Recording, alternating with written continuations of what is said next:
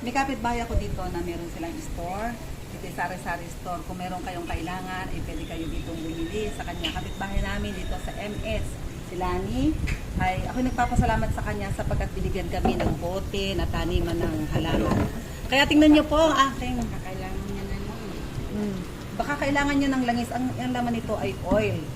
Sila ay nag-wholesale. Kaya kung gusto niyo, bumili kayo ng oil sa kanila. At itatamnan ko ito ng alugbati sa bukid. Kaya tingnan natin yung ating tanim sa alugbati sa pamamagitan ng bote na binigay nila sa amin. Makapal at talaga napakaganda. Aabot siguro ito ng ilang taon kaya ito. Baka abutin ko ng 5 taon kasi ang kapal niya. Makapal pa siya sa wikin. Kaya nakita nyo na ang aking tanim na alugbati dito sa oil na lagayan ng oil niya Ate Lani. At alugbati, mga spinach, ang aking mga tanim dito. Ito na yung galon, na malaking galon na aming kinuha kay Lalani na kanilang ibinigay. Ito ang aming itinanim, ang alugbati muna. Napakalulusog. Talagang masisiyahan kayo kapag nakapagtanim kayo ng alugbati dito sa malaking galon. Ito pa ang aming tinanim, itong kangkong.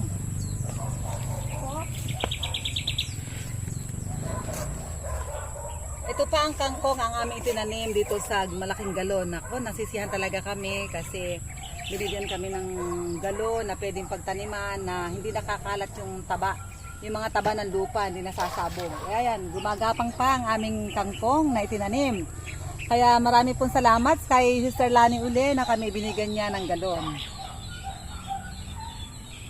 Kaya marami pong salamat sa patuloy na pagsubaybay sa mga ka-natural ni Pastor Dito.